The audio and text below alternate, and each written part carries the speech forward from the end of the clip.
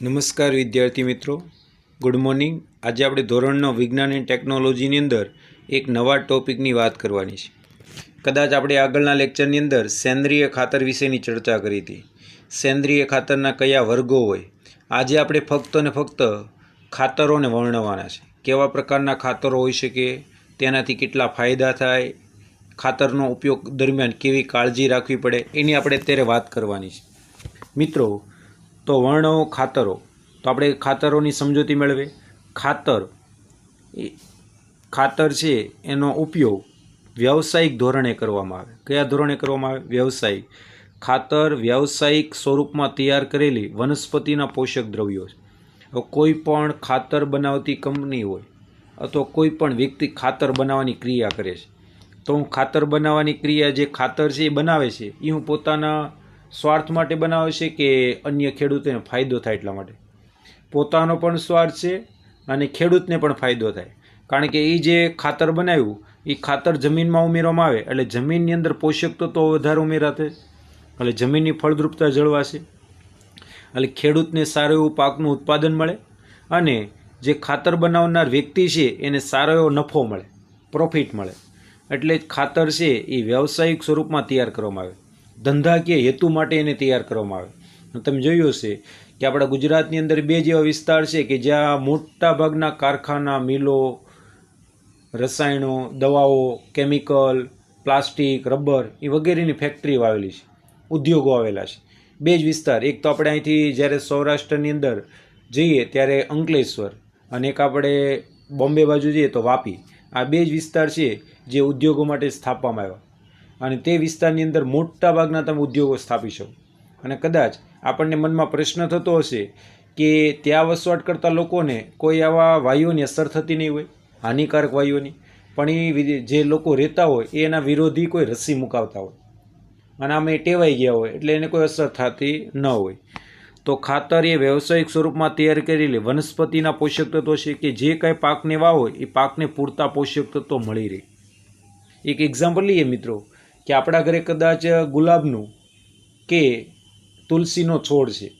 હવે આ તુલસી કે ગુલાબનો છોડ હોય, ગુલાબની અંદર છોડમાં ગુલાબ લાવવા છે, તો ગુલાબને પણ તમારે ખાતર આપવું પડે, અને એ પણ અત્યારે માર્કેટમાં નર્સરી હોય ત્યાંથી આપણને આ ખાતર મળી રહે। એમ કહેવાનો મિનિંગ એવો હતો કે આ જે ખાતર છે એક રાસાયણિક ખાતર હોય, ammonium phosphate, urea, DAP, ammonium sulphate, આ બધા ખાતરના નામ છે જે આપણે કદાચ આગળના ધોરણમાં ભણ્યા હોય તો ભલે ને, હવે પછીના ધોરણમાં એ પણ ભણવાના આવશે। તો ખાતર એ વ્યાવસાયિક સ્વરૂપમાં તૈયાર કરેલા વનસ્પતિના પોષક દ્રવ્યો છે। કયા કયા પ્રકારના ખાતર હોઈ શકે? અમુક ખાતર એવા હોય જેમાં નાઇટ્રોજનનું પ્રમાણ વધારે હોય, તો આપણે એને નાઇટ્રોજનયુક્ત ખાતર કહીએ છીએ। અમુક ખાતર એવા હોય જેમાં ફોસ્ફરસનું પ્રમાણ વધારે હોય, નાઇટ્રોજનની સંજ્ઞા કઈ આવશે? N। અમુક ખાતરમાં ફોસ્ફરસનું પ્રમાણ વધારે હોય તો એને ફોસ્ફેટ ખાતર કહેવાય, જેની સંજ્ઞા કઈ આવશે? P।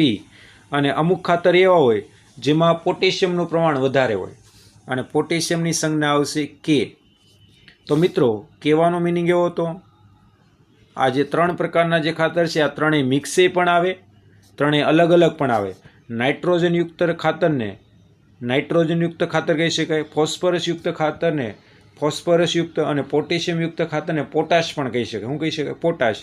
અને આ ત્રણેય તત્વો છે એ વનસ્પતિના ઉત્પાદન માટે અત્યંત જરૂરી છે। આપણે કદાચ ઓલા શીખ્યા હતા લઘુ પોષક તત્વો અને ગુરુ પોષક તત્વો। ગુરુની અંદર કેટલા હતા? 6 ને 7, અને લઘુમાં કેટલા હતા? 6। પણ જેટલા લઘુ મહત્વના એટલા ગુરુ મહત્વના, પણ ગુરુ પોષક તત્વો જોઈએ કેવા? વધારે, ઓલા ઓછા જોઈએ। તો ખાતર એ નાઇટ્રોજન, ફોસ્ફરસ અને પોટેશિયમ આપે છે। ફાયદા: ખાતર નાખવાથી જમીનમાં કયો ફાયદો થાય, પ્રોફિટ શું થાય આપણને? તો ખાતરના ઉપયોગથી સારી વાનસ્પતિક વૃદ્ધિ થાય, એટલે વનસ્પતિની વૃદ્ધિ કેવી થાય? સારી। એક એક્ઝામ્પલ લઈએ, આપણે 3 ટક ભોજન લઈએ સવારે, બપોરે, સાંજે, એની અંદર પૂરતા વિટામિનવાળા, પૂરતા પોષક તત્વોવાળા, પૂરતા પ્રોટીન, પૂરતું કાર્બોદિત, પૂરતી ચરબી, પૂરતા ખનિજ ક્ષારો, આવા પોષક તત્વોવાળા આપણે ખોરાક લઈએ તો આપણા શરીરની તંદુરસ્તી સારી રહે કે ખરાબ રહે? સારી જ રહેવાની। આપણે આરોગ્ય પણ સારું રહે, આપણે બીમાર પણ ન પડીએ, અને આપણી આર્થિક વૃદ્ધિ પણ કેવી રીતે? સારી। બસ સેમ આવું વનસ્પતિમાં આવે। વનસ્પતિમાં ખાતરનો ઉપયોગ સારી રીતે કરવામાં આવે તો વનસ્પતિની શારીરિક વૃદ્ધિ પણ કેવી રીતે સારી, એટલે કે સારી વનસ્પતિ વૃદ્ધિ થાય. પર્ણ, શાખાઓ અને પુષ્પો. પર્ણો એટલે પાન, શાખા એટલે ડાળી, પુષ્પો એટલે ફૂલ વગેરે પણ સારી ગુણવત્તાવાળા અને સારા પ્રમાણમાં થાય. એનો વિકાસ પણ સારો થાય ને એકદમ લીલાછમ. અને સ્વસ્થ વનસ્પતિઓ પ્રાપ્ત થાય. સ્વસ્થ એટલે કેવી? આરોગ્યમંદ અને એકદમ ચોખ્ખી, કે એને કોઈ પણ પ્રકારનો રોગ ન હોય, કોઈ પણ પ્રકારના જંતુ ન હોય, એવો પણ સ્વસ્થ વનસ્પતિ પ્રાપ્ત થાય. અને આવી વનસ્પતિ છે વધારે પ્રમાણમાં ઉત્પાદન આપણને આપી શકે. વધારે ઉત્પાદન માટે ખાતરનો ઉપયોગ કરવામાં આવે. અત્યારે તમે જોયું હશે કે આપણા મોટા ભાગના ખેડૂતો ખાતરનો ઉપયોગ કરીને ઉત્પાદન મેળવે છે, કારણ કે ખાતર નાખવું જ પડે. તમે જોયું છે ખાતર છે એ જ્યારે પાણી આપ્યું હોય પાકને, એટલે એ જમીન લીલી હોય, ખાતરનો તમે ખાલી અંદર ચાસ હોય એમાં ખાલી મુઠ્ઠીથી વેરવામાં આવે. તમે કદાચ 15-20 મિનિટ જો તો એ ખાતર અંદર પાણીમાં ઓગળી ગયું હોય અને જમીનમાં ઉમેરાશે, અને જમીનમાંથી તે વનસ્પતિના મૂળ હોય એના દ્વારા એને પ્રાપ્ત થતું. તો વધારે ઉત્પાદન મેળવવા માટે ખાતરનો ઉપયોગ થાય છે. પરંતુ ખાતર, આ જે રાસાયણિક ખાતર હોય ને, જેને આપણે કૃત્રિમ ખાતર કહીએ છીએ, એ આર્થિક દ્રષ્ટિએ મોંઘું છે. આર્થિક દ્રષ્ટિએ મોંઘું એટલે કે બધા જ વ્યક્તિઓ એને ખરીદી શકતા નથી. મધ્યમ વર્ગ હોય, અમીર વર્ગ હોય, જેની પાસે ખેતીલાયક જમીન પણ વધારે હોય, આર્થિક રીતે સદ્ધર હોય, પૈસા ટકે સુખી હોય, તે લોકો જ ખરીદી શકે. પણ ગરીબ ખેડૂત આવા ખાતર ખરીદી શકતા નથી. ત્યારે તે લોકો ફક્ત ને ફક્ત પ્રાણીઓના મળમૂત્રયુક્ત, શાકભાજી ફળોના કચરાયુક્ત ખાતરનો ઉપયોગ કરે છે. એટલે કહેવાનો મિનિંગ એવો છે, તમારે વધારે ઉત્પાદન મેળવવું હોય તો ખાતરનો ઉપયોગ કરવો પડે. પરંતુ આ ખાતર છે એ આર્થિક દ્રષ્ટિએ કેવું છે? મોંઘું. કાળજી કેવી રાખવી પડે? ખાતરનો ઉપયોગ વધુ ધ્યાનથી કરવો પડે છે. વધારે પડતું તમે ખાતર નાખો તો જમીનને નુકસાન થાય. એટલે એને ખૂબ જ નિયંત્રિત રીતે ઉપયોગ કરવાનો. જમીનને નુકસાન ન થાય, પાકને નુકસાન ન થાય, અને જમીનની અંદર ભેજ પણ જળવાઈ રહે, જમીનમાં રહેલા અળસિયા જેવા જીવો છે એ પણ જળવાઈ રહે, અને જમીનની ફળદ્રુપતામાં કોઈ પ્રોબ્લેમ આવે નહીં. તો ખાતરનો ઉપયોગ વધુ ધ્યાનથી કરવો જોઈએ. તેનો સદુપયોગ માટે યોગ્ય માત્રામાં સદુપયોગ માટે તેની યોગ્ય માત્રાની યોગ્ય સમયે, યોગ્ય માત્રા એટલે કે એને પૂરતા પ્રમાણમાં, વધારે પણ નહીં, જેટલી માત્રામાં જરૂરિયાત હોય એટલા જ પ્રમાણમાં, પાછો કેવા? યોગ્ય સમય, જે સમયે જરૂરિયાત હોય ત્યારે જ એનો ઉપયોગ કરવામાં. યોગ્ય સમયે ખાતર આપતા પહેલાં અને તે પછીને સાવચેતીની સ્વીકારવી જોઈએ.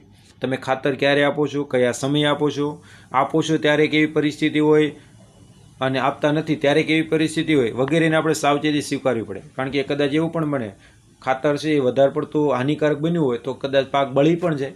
એટલે આ બધી વસ્તુ આપણે સાવચેતી રાખવી પડે.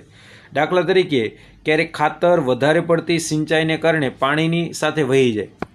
હવે કદાચ આપણે ખાતર નાખ્યું, એ ખાતર પાણીમાં ઓગળી ગયું, અને આપણે કદાચ પાકને પાણી આપીશ તો પાકની અંદર પાણી જ્યારે અંદર ચાસમાં વહેતું હોય અને એ પાણી પાછું બહાર નિકાલ થતું હોય ત્યારે પણ આ ખાતર વહી જશે, અને વનસ્પતિને ત્યારે પૂરતા પ્રમાણમાં શોષણ કરી શકતા નથી.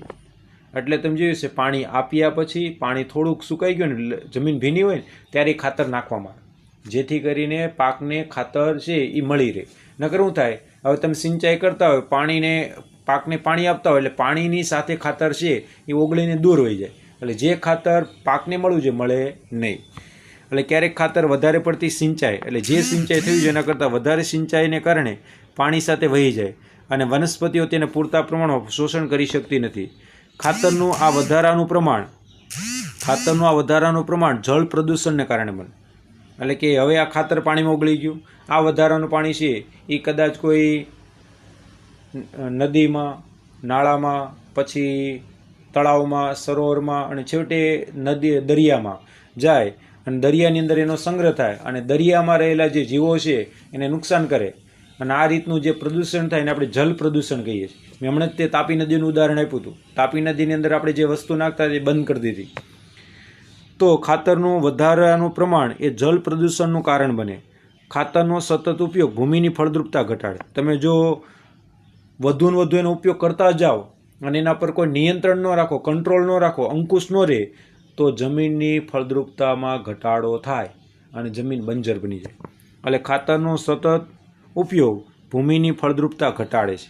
એટલે ક્યારેક આપણે રાસાયણિક ખાતર વાપરવાનું, પણ સાથે કુદરતી ખાતર એ વાપરવાનું. રાસાયણિક વાપરવાનું પણ કેવું? ઓછું, જેટલી માત્રામાં જરૂરિયાત હોય એટલું જ વાપરવાનું, બિનજરૂરી વધારે નહીં વાપરવાનું. કારણ કે કાર્બનિક પદાર્થોનું પૂર્તિ થઈ શકતી નથી. જો તમે વધારે પડતું રાસાયણિક ખાતર નાખો તો જમીનમાં જે કાર્બનિક પદાર્થોની પુનઃપૂર્તિ થઈ જાય થાય નહીં.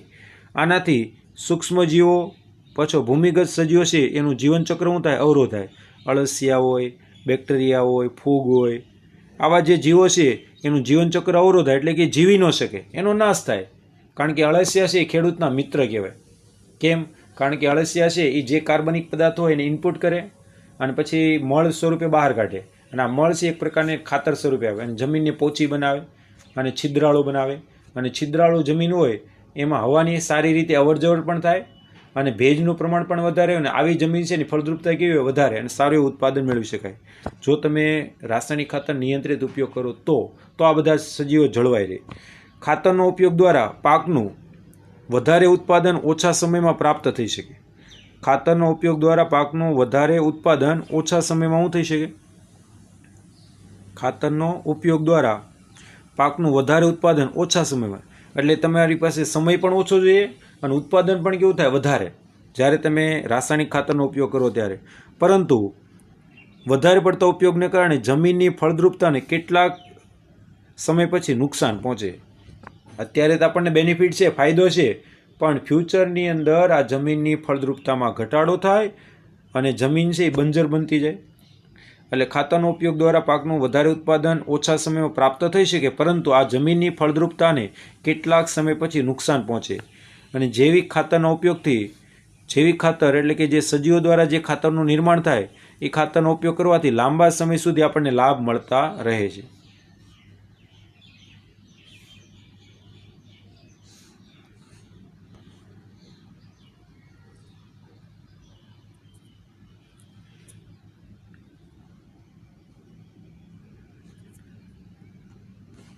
પછી મિત્રો આપણે વાત કરીએ કાર્બનિક ખેતી, જેને આપણે કાર્બનિક ખેતીને વર્ણવીએ. હાલમાં જે આપણે ખેતી કરીએ છીએ કાર્બનિક ખેતીનું ઉદાહરણ લઈએ. મતલબમાં નેચરલ ખેતી, કુદરતી ખેતી, કે જેમાં કોઈ રાસાયણિક ખાતર ન હોય, રાસાયણિક દવા ન હોય, જંતુનાશક દવા ન હોય, કીટકનાશક દવાનો કોઈ પણ પ્રકારના ખાતરના ઉપયોગ અથવા દવાના ઉપયોગ વગર કુદરતી રીતે જે ખેતી કરવામાં આવે એને કહેવાય કાર્બનિક ખેતી. શું કહેવાશે મિત્રો? કાર્બનિક ખેતી. કાર્બનિક ખેતી ખેતી કરવાની આ એક પદ્ધતિ છે. કાર્બનિક ખેતી એ ખેતી કરવાની એક પદ્ધતિ છે જે પહેલાંના સમયમાં ઉપયોગ થતી. કારણ કે ત્યારે વિકાસ નહોતો, વૃદ્ધિ નથી, એટલે લોકો આવા ખાતરનો ઉપયોગ ન કરતા, પણ કુદરતી ખાતર વાપરતા. અને કદાચ પાકને કોઈ રોગ લાગુ પડ્યો ને તો એ પણ કુદરતી રીતે જે દવા છે એ બનાવેલી હોય તે છાંટવામાં આવતી. તો ખેતી કરવાની આ એક પદ્ધતિ છે જેમાં રાસાયણિક ખાતર, જંતુઓને નાશ કરવાની જંતુનાશક દવા, નીંદણ એટલે કે જે પાકની સાથે ઉગી નીકળતી બિનજરૂરી વનસ્પતિ જેને આપણે શું કહીએ નીંદણ, અને નીંદણનો નાશ કરવાની દવા એને આપણે કહેવાય નીંદણનાશક દવા વગેરેનો ખૂબ જ ઓછો ઉપયોગ કરવાનો, પણ કેવો? ખૂબ જ ઓછો, અથવા ઘણી વખત તો બિલકુલ ઉપયોગ થતો નથી. ઘણા દેશ એવા છે કે એની અંદર આવા રાસાયણિક ખાતર, જંતુનાશક દવા, કીટકનાશક દવા, નીંદણનાશક દવા એનો ઉપયોગ વગર, બિલકુલ ઉપયોગ વગર ખેતી કરવામાં આવે અને નેચરલ ખેતી થાય. અને આવી ખેતીમાં જે પાકેલો પાક હોય એની અંદર ગુણવત્તા પણ સારી હોય, એની ક્વોલિટી પણ સારી હોય, સાથે એનું જે ઉત્પાદન છે એ પણ સારી ગુણવત્તાવાળું ખૂબ જ વધારે આવે અને એનાથી આપણા શરીરને ઘણો ફાયદો થાય. પણ હાલમાં આપણે જે પણ ખોરાક ખાઈએ છીએ એ બધો કેમિકલ અને દવાવાળો છે. આ પદ્ધતિના વધુમાં વધુ કાર્બનિક ખાતર, આ પદ્ધતિમાં વધુમાં વધુ કેવું ખાતર વાપરવું? કાર્બનિક, એટલે કે જેને આપણે છાણિયું ખાતર હોય, અળસિયાનું ખાતર હોય, લીલો પડવાશ હોય, એટલે એવા ખાતરનો ઉપયોગ કરીને જમીનમાં કાર્બનિક પોષક તત્વો ઉમેરવામાં આવે. ખેતીમાં નકામા પદાર્થો, ખેતીના નકામા પદાર્થો એટલે કે ખેતીવાડીનો બિનજરૂરી કચરો, આપણે જે પાક લીધો હોય ત્યારે પાકની સાથે પણ અમુક નકામો કચરો ઉત્પન્ન થતો હોય, તો આવો ખેતીવાડીના નકામા પદાર્થોનો કચરો હોય. પશુધનનો કચરો એટલે કે પ્રાણીઓના મળમૂત્ર હોય, પછી પ્રાણીઓ જે ઘાસ ખાધું હોય અથવા જે ચારો ખાધો એમાંથી ઉપયોગ બિનજરૂરી ઉત્પન્ન થયેલો કચરો હોય વગેરેનું પુનઃચક્રીયકરણ કરીએ, કારણ કે એનો ફરીથી વપરાશ થાય છે. આ પદ્ધતિમાં વધુમાં વધુ જો કાર્બનિક ખાતર વાપરવામાં આવે અને ખેતીના નકામા પદાર્થો જે કચરો છે તેનો પણ ઉપયોગ થાય અને પશુધનનો કચરો છે એનો પણ ફરીથી શું થાય ઉપયોગ, એટલે પુનઃચક્રીયકરણ કરી શકાય. અને જૈવિક પરિબળો જેવા કે નીલહરિત લીલનું સંવર્ધન એક જૈવિક ખાતર બનાવવામાં ઉપયોગી થાય. હવે લીલને છે ઉત્પાદન કરવામાં આવે, પછી જે લીલ છે એને દૂર કરી અને એનો જે ખાતર બન્યું હોય એ પાછું જમીનમાં નાખવામાં આવે. તો નીલહરિત લીલનું સંવર્ધન એટલે કે એને વૃદ્ધિ કરવામાં આવે, વિકાસ કરવામાં આવે, એનું ઉત્પાદન કરવામાં આવે, જે જૈવિક ખાતર જેવું કામ કરે છે. એટલે એવી રીતના પણ ઉપયોગ થાય. લીમડાના પર્ણો અથવા હળદરના વિશેષ રૂપે જૈવ કીટકોના સ્વરૂપમાં ખાદ્ય સ્વરૂપમાં ઉપયોગ કરવામાં આવે. લીમડાના જે પર્ણો હોય અથવા હળદર એનો વિશેષ રૂપે જૈવ કીટનાશકોના સ્વરૂપમાં એટલે કે જે કીટકો હોય એને નાશ કરવા માટે લીમડાના પર્ણો હોય એનો ઉપયોગ કરવામાં આવે. હળદરના જે હળદર છે એનો વગેરેનો વિશેષ રૂપે જૈવ કીટનાશકોના સ્વરૂપમાં ઉપયોગ કરીને કીટનાશકો છે એનો નાશ કરવામાં આવે અને ખાદ્ય સંગ્રહ કરવો ત્યારે પણ એનો ઉપયોગ થઈ શકે. મિત્રો, આપણે કદાચ કોઈ પણ ફળ હોય, શાકભાજી હોય, બગડે નહીં તો તમે એની અંદર ખાલી લીમડાના પાન અંદર નાખી દો ને તોય પણ એની અંદર કોઈ કીટકો સૂક્ષ્મજીવો ન આવે, કારણ કે એની જે કડવાશ છે એનાથી દૂર રહે. કુશળ પાક ઉત્પાદન પદ્ધતિમાં જો કુશળ એટલે તમારે સારી રીતે અને ખૂબ જ વધારે અને વર્ષની અંદર એક કરતાં વધારે પાક લેવો હોય ત્યારે મિશ્ર ખેતીની પદ્ધતિ વાપરવી. કેવી? મિશ્રિત ખેતી. મિશ્રિત ખેતીની અંદર એક જ જમીનમાં એક કરતાં વધારે પાક લેવામાં આવે, એક સાથે લેવામાં આવે. અને આંતરપાક પદ્ધતિ, ઉદાહરણ તરીકે વાત કરીએ, આ ચાસ બનાવ્યા, હવે અહીંયા કપાસનો પાક વાવ્યો છે, આ બધામાં કપાસનો પાક વાવ્યો, તો આ જગ્યા ખાલી છે, એની અંદર તમે જે પાક વાવો છો એ પાક છે એ રીતના જે પાક વાવવામાં આવે એને કહેવાય આંતરપાક પદ્ધતિ. કઈ પાક? આંતરપાક. અને પાક ચક્રણ એટલે કે એક પાક વાવ્યો એનું ઉત્પાદન થઈ ગયું, દૂર કરો, બીજો પાક વાવો, ત્રીજો પાક વાવો, એટલે પાક ચક્રણ અથવા પાકની ફેરબદલી કરવામાં. પાકની એમ કરવામાં ફેરબદલી, કારણ કે જેટલું પાકની ફેરબદલી કરો એટલું વધારે ઉત્પાદન મળે. હવે આપણે વાત કરીએ, આ વર્ષે આપણે કપાસનું વાવેતર કર્યું, આવતા વર્ષે તલનું વાવેતર કરો, એના પછીના વર્ષે મગફળીનું વાવેતર કરો, પાછો કપાસનું વાવેતર કરો, એટલે 3 વર્ષે પાક બદલાશે. એનો એ પાક 3 વર્ષે પાછો આવે. તો આ રીતના જમીનમાં પોષક તત્વો પણ જળવાઈ રહે, જમીનની ફળદ્રુપતા પણ જળવાઈ રહે, ઘણી રીતે ફાયદો થાય. તો પાકની ફેરબદલી કરાય એ આવશ્યક છે. અને એનાથી પાકના તંત્રમાં કીટકો હોય, જંતુ હોય, નીંદણ હોય વગેરે પર શું થાય? નિયંત્રણ. કારણ કે એકનો એક પાક વાવો તો આ બધાને ખબર પડી જાય કે આ દર વર્ષે આ જ પાક રહેવાનો છે, એટલે એનું પ્રમાણ પણ વધે છે. પણ પાકની ફેરબદલી કરવામાં આવે તો કીટક, જંતુ કે નીંદણ એટલે કે જે ઘાસ હોય એના પર નિયંત્રિત રહે અને જમીનમાં પોષક તત્વો છે એ આપવા પડે નહીં અને પ્રમાણ એનું જળવાઈ રહે.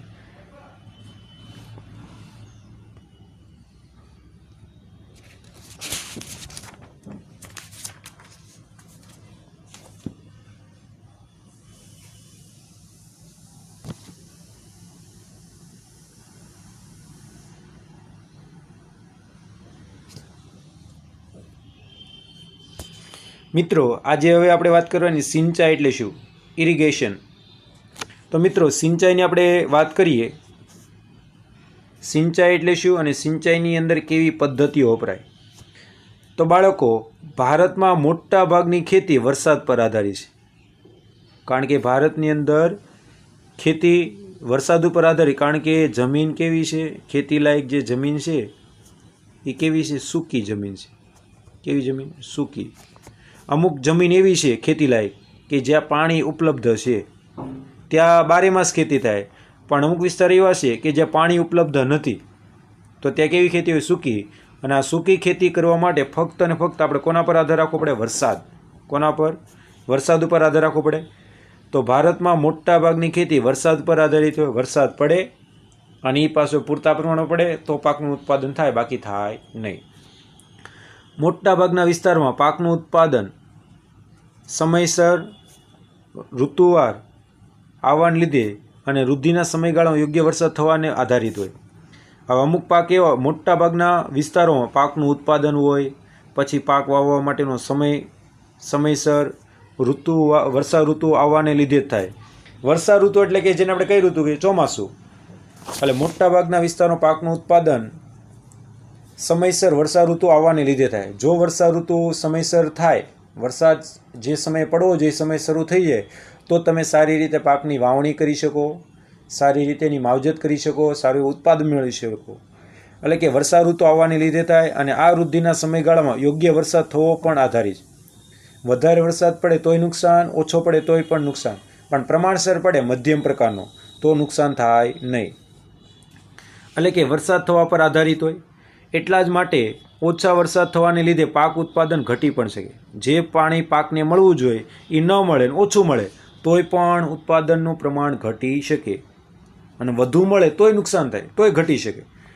પાકની વૃદ્ધિ નિયત સમયગાળામાં યોગ્ય સમયે સિંચાઈ કરવાની સંભવિત ઉત્પાદનમાં વધારો થાય.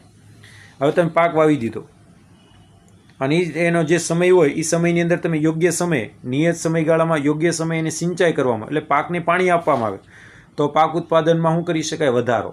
તમે જોયું હશે કે ચોમાસાની અંદર વરસાદ પડે અને કદાચ આપણી જે ખેતીલાયક જમીન હોય એમાં નજીકમાં કૂવા હોય અથવા બોરિંગ હોય, પણ એ બોરિંગ કે કૂવાની અંદર ચોમાસા સિવાયની ઋતુમાં પાણી કેવું હોય? ઓછું, એટલે પાકને પૂરતું પાણી મળે નહીં. પણ વરસાદ પડે એટલે તરત જ કૂવાના કે બોરિંગના જે તળ છે થોડાક ઉપર આવે, અને વરસાદ સિવાય વરસાદ ન પડે તે સમયમાં તે પાણી છે એનું સિંચાઈ માટે શું થાય? ઉપયોગ, અને પાકનું ઉત્પાદન વધારી શકાય. એટલા જ માટે વધારેમાં વધારે ખેતીમાં ઉપયોગી ભૂમિને સિંચાઈ કરવા માટે ઘણા બધા ઉપાયો આપવામાં આવ્યા. અને તમે જોયું હશે નહેર દ્વારા પણ પાણી પહોંચાડવામાં આવે, કૂવા દ્વારા, બોરિંગ દ્વારા, નદી દ્વારા, તળાવ દ્વારા, સરોવર દ્વારા, એમ ઘણી રીતે પાકને પાણી આપવામાં આવે.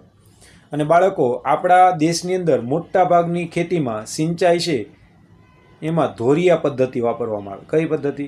ધોરિયા. ધોરિયા સિંચાઈ પદ્ધતિમાં પાણીનો શું થશે? વ્યય થશે.